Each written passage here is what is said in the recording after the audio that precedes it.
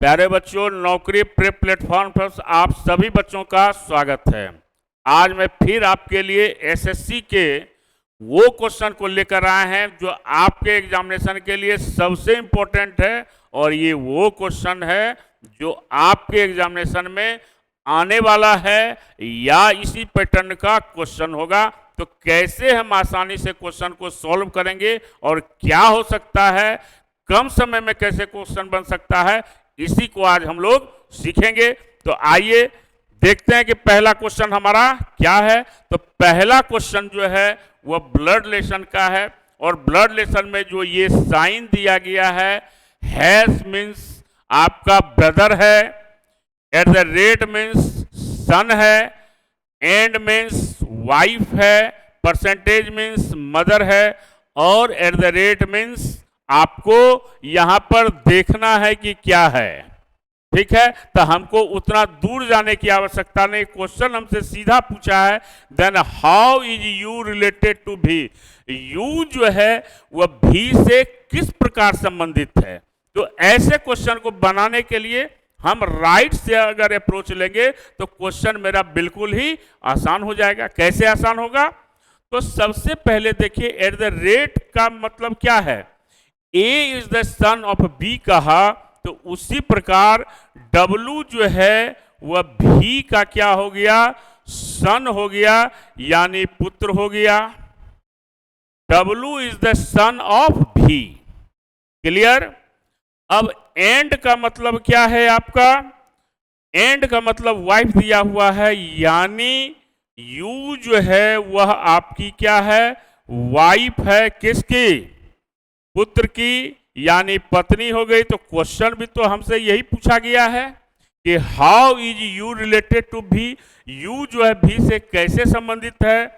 भी का पुत्र हुआ डब्लू, और डब्लू की पत्नी यू हो गई, यानी पुत्र की पत्नी क्या होती है, पुत्र वधू होती है, जिसको हम क्या कहते हैं अंग्रेजी में, डॉटर इन लॉ, या इसको हम बहू कहते हैं। तो ऐसा ऑप्शन मेरा कौन सा है? बी है, और यही हमारा आंसर हो गया। बात आई समझ में? फिर समझें। एट द रेट मीन्स क्या है, सन। डब्लू जो है वह भी का पुत्र है, और पुत्र की यह क्या हो गई, वाइफ हो गई। तो पुत्र की वाइफ पुत्र वधू होती है, बहू होती है, अंग्रेजी में उसको डॉटर इन लॉ कहते हैं। यानी यू जो है भी की क्या हो गई, बहू हो गई, यानी पुत्र की पत्नी हो गई, और यही हमसे पूछा है। तो ऑप्शन नंबर बी हो गया। इधर से हमारा कोई मतलब नहीं रह जाएगा, कोई मतलब नहीं है यहां पर। तो केवल हमको यू और भी का रिलेशन निकालना है। तो ऐसे क्वेश्चन को बिना कलम चलाए भी क्वेश्चन को हम लोग क्या कर सकते हैं, सॉल्व कर सकते हैं। क्लियर है? आगे के क्वेश्चन को देखें। आगे का क्वेश्चन जो है यह आपका सिटिंग अरेंजमेंट का है, और सिटिंग अरेंजमेंट में देखना है कि यह क्वेश्चन क्या है कि 6 स्टूडेंट है, मीरा है, जिज्ञासा, तरुण, नैना, संभवी और अवनी, एक वृत्ताकार मेज के प्रत्येक केंद्र की ओर मुख करके बैठे हैं। यानी आपका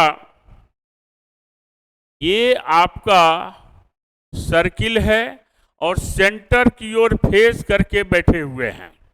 किधर फेस करके बैठे हुए हैं? सेंटर की ओर फेस करके बैठे हुए हैं।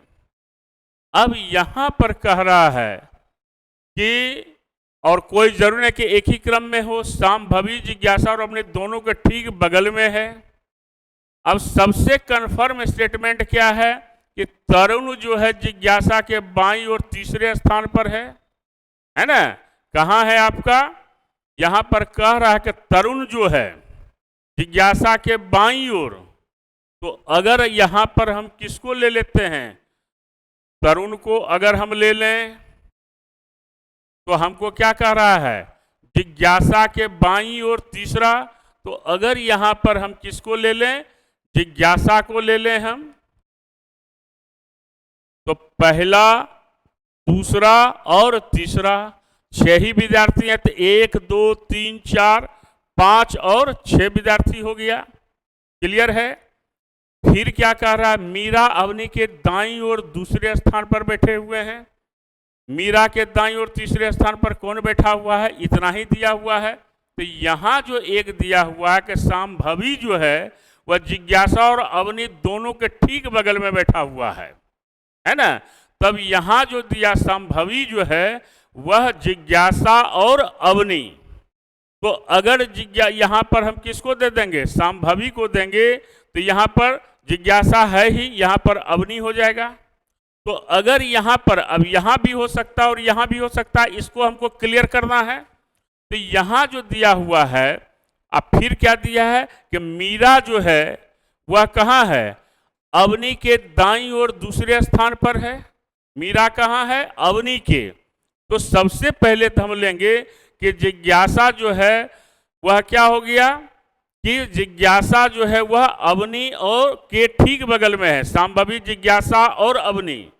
जिज्ञासा जो है वह कहाँ है आपका, यहाँ जो दिया गया है आपका कि संभवी कहाँ पर है, जिज्ञासा और अवनी दोनों के ठीक बगल में है। तो संभवी को अगर यहाँ पर हमने लिया तो यहाँ पर अवनी हो जाएगी, और जब यहाँ अवनी हो जाएगी तो क्या कहा है कि मीरा जो है वह अवनी के दाईं ओर। तो अवनी यहाँ लेंगे तो यहाँ पर दाईं ओर दूसरा स्थान तो जिज्ञासा है, तो यहाँ पर हो नहीं सकता है। तो इसका मतलब है कि अगर हम किसको लेते हैं कि यहाँ पर अगर हम संभवी को लेते हैं, यहाँ पर किसको ले लिया जाए, संभवी को लिया जाए, तो यहाँ पर कौन हो जाएगी, अवनी हो जाएगी, है ना। यही ने कहा है कि संभवी जो है वह कहाँ, जिज्ञासा और अवनी के ठीक बगल में है। अब यहाँ पर देखिए क्या कह रहा है कि मीरा जो है अवनी के दाईं ओर दूसरे स्थान पर है। तो अवनी यहाँ इसका दायां हो गया, तो यहाँ पर कौन हो गई, मीरा हो गई। तो हमारा एक कौन बच गया, एक बच गया नैना। तो नैना कहाँ हो जाएगी, यहाँ हो जाएगी। तो क्वेश्चन हमसे क्या कहा है, मीरा के दाईं ओर तीसरे स्थान पर कौन है। तो मीरा के दाईं ओर पहला, दूसरा, तीसरा, यानी हमारा आंसर क्या हो जाएगा, मीरा के दाईं ओर पहला, दूसरा, तीसरा, यानी संभवी हो जाएगी। और यही संभवी हमारा क्या होगी, आंसर होगी। बात आई समझ में, कैसे क्वेश्चन को समझेंगे फिर देखिए। सबसे पहले तो हम क्या करेंगे, जो कन्फर्म स्टेटमेंट है, कहा कि तरुण जो है जिज्ञासा के बाईं ओर तीसरे स्थान पर है। तरुण जो है जिज्ञासा के बाईं ओर तीसरे, पहला, दूसरा, तीसरा, क्लियर हो गया। अब जिज्ञासा से रिलेटेड दिया हुआ है कि संभवी जो है वह कहाँ है, जिज्ञासा और अवनी के बगल में है। तो जब तक संभवी बीच में नहीं होगी तो जिज्ञासा और अवनी नहीं हो सकती है। तो जगह यह भी था, जगह यह भी था। तो यहाँ पर अगर हम किसको लेते संभवी को, तो यहाँ पर अवनी होती। लेकिन अगला लाइन जो कहा कि मीरा अवनी के दाईं ओर दूसरा स्थान पर, तो अवनी का दाईं ओर तो पहला दूसरा कभी हो नहीं सकता था, यहाँ जिज्ञासा है, इसलिए यहाँ पर नहीं होगा। इसको भी ध्यान में रखना है। तो हमने संभवी को यहाँ बिठाया और अवनी को यहाँ बिठाया। तो जब अवनी यहाँ पर बैठ गई आपका यहाँ पर, तो यहाँ पर कौन हो गई, संभवी हो गई। तो जिज्ञासा और अवनी संभवी के बगल में हो गई। अब कह रहा कि मीरा जो है वह अवनी के दाईं ओर दूसरे स्थान पर, यही लिखा है अवनी के दाईं ओर दूसरे स्थान पर। तो पहला और दूसरा हो गया, क्लियर है। अब क्वेश्चन हमसे क्या कहा है कि यहाँ पर कहा कि मीरा के दाईं ओर तीसरे स्थान पर कौन है, तो मीरा के दाईं ओर पहला, दूसरा, तीसरा, यानी क्या हो गया, संभवी हो गया। तो इस प्रकार से हमारा क्वेश्चन जब भी बनेगा, और यह किधर फेस कर रहा है, सब सेंटर की ओर फेस कर रहा है, क्लियर है। तो हमारा आंसर क्या हो गया, संभवी हो गया, क्लियर। अब अगला क्वेश्चन है। अब ये क्वेश्चन जो है हमारा, वह आपका एनालॉजी का क्वेश्चन है। और एनालॉजी के क्वेश्चन में जो ये रिलेशन दिया गया है कि इस तीनों का रिलेशन एक दूसरे से होना चाहिए, और इस तीनों का रिलेशन होना चाहिए, और वही रिलेशन यहां पर एक दूसरे से होगा। तो हमको देखना है कि आंसर कौन सा हो सकता है इसके बेस पर, ठीक है। तो पहला देखिए कि यहां पर कि 23 को अगर हम 7 से मल्टीप्लाई करते हैं तो कितना आता है? 161 आ गया। और 23 को 9 से मल्टीप्लाई करते हैं तो कितना आ जाता है? 207 आ जाता है। वैसे इसी को ध्यान में रखना है। उसी प्रकार 47 को 7 से मल्टीप्लाई करेंगे कितना हो जाएगा? 329। 400 कितना हुआ? और 47 को हम क्या करेंगे? 9 से गुना करेंगे तो कितना हो जाएगा? 423 हो गया। अब ऑप्शन को देखेंगे तो 64 को 7 से करेंगे अगर हम 64 गुना 7, 7 चौके 28, 7 छक 42 और 2 44 यानी 448 हुआ। और 64 को 9 से गुना कर दीजिए तो 9 चौके 36, 3 और 9 छके 54 और 3 57, 576 यानी पहला ही ऑप्शन आपका क्या हो गया? आंसर हो गया। बी सी डी को देखने की भी आवश्यकता आपको नहीं है। तो क्या किया है? एनल। और ये क्वेश्चन आपको हर एसएससी के एग्जामिनेशन में अभी पूछा जाएगा। तो करना क्या है? केवल आपको ध्यान में रखना है कि ये तीनों जो संख्याएं दी गई है इसके आपस का रिलेशन देखना है। चूंकि एनालॉजी में क्या होता है? एक का संबंध जो दूसरे से होता है, तीसरे का संबंध चौथे से वही होता है। तो यहां पर 23 को 7 से गुना किए 161, 23 को 9 से गुना किए 207। और इस प्रकार से यहां भी 7 और 9 करेंगे और ऑप्शन में भी देखेंगे तो पहला ही हमारा आंसर हुआ। क्लियर है? तो ऐसे क्वेश्चन को बनाने के लिए हम लोग बेसिक कैलकुलेशन पर ज्यादा से ज्यादा ध्यान देंगे। क्लियर है? अब अगला क्वेश्चन हमारा क्या है? अगला क्वेश्चन जो हमारा दिया गया है वो आपका क्या दिया है कि आजकल कोई भी, ये आपका लॉजिकल रीजनिंग का क्वेश्चन है और स्टेटमेंट कंक्लूजन का क्वेश्चन है कि आजकल कोई भी देश आतंकवाद से मुक्त नहीं है। यानी हर देश में आतंकवादी घटनाएं लगातार बढ़ रही है। आपने पिछले दिनों देखा कि भारत में भी जो है आपका जम्मू कश्मीर के पहलगांव में आपका आतंकवादी घटनाएं हुई, जिसको विश्व मंच पर भी लेकर हमारे देश के प्रधानमंत्री, हमारे देश के प्रतिनिधिमंडल गए। तो इसी प्रकार हर देश में कहीं न कहीं कुछ न कुछ आतंकवादी घटनाएं घटती रहती है। तो उसी पर प्रश्न है। तो कह रहा है कि आजकल देशों के लिए क्या कह रहा है? आतंकवाद को नियंत्रित करना असंभव हो गया है। एक तो ये कंक्लूजन है। दूसरा, देश और उनके नागरिक समानता आलसी हो गए। तो बी तो आपका हो ही नहीं सकता है।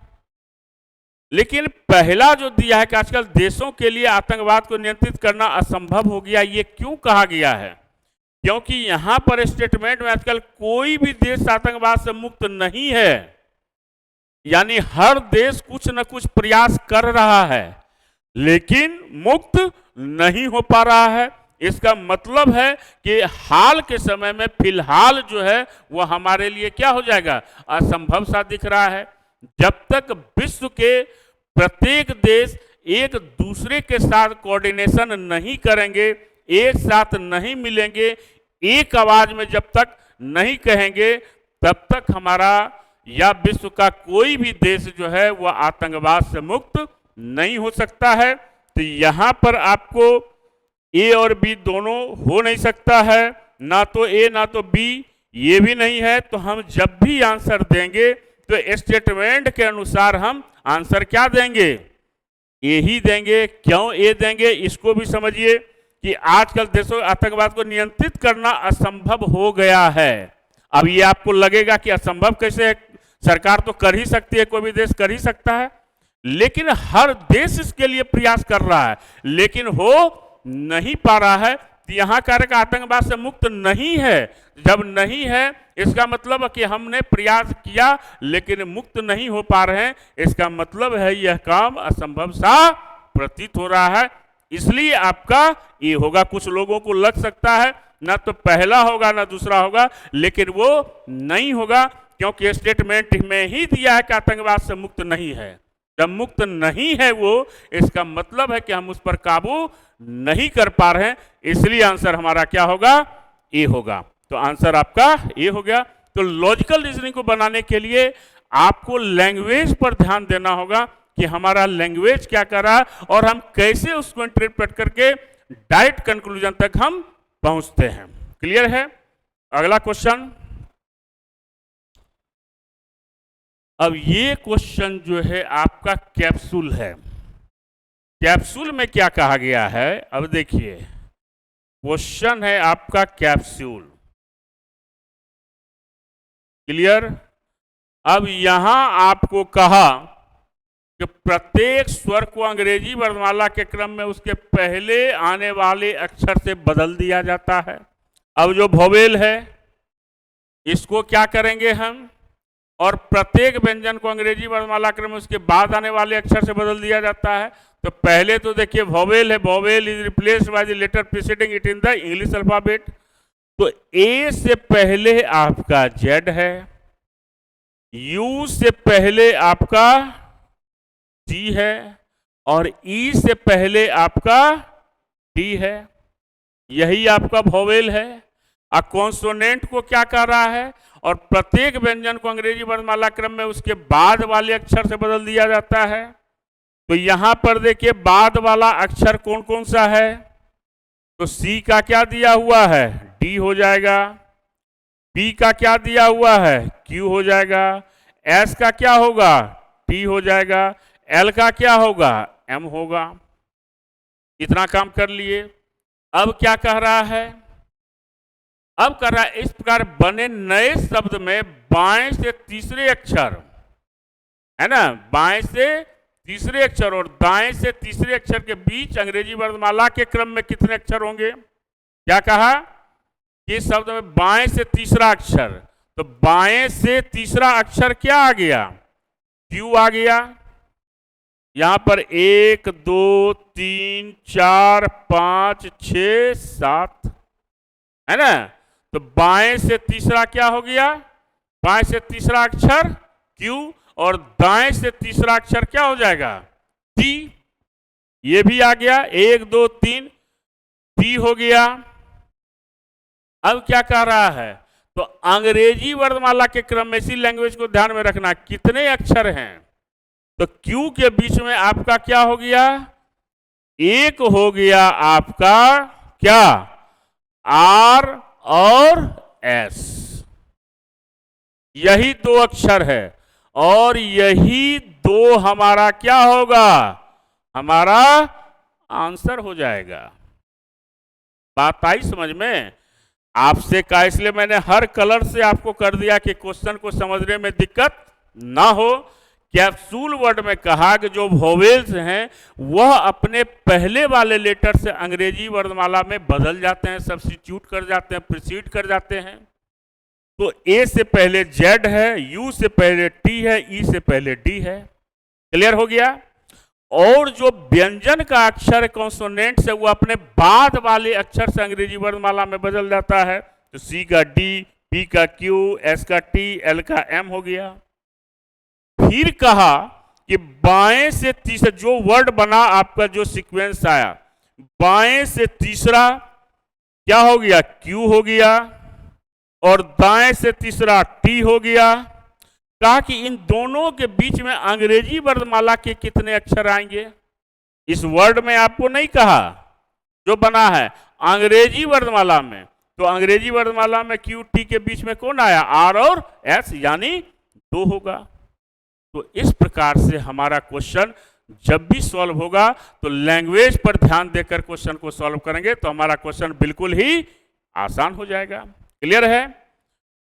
और फिर आपका क्या है कि आत्मविश्वास का मतलब है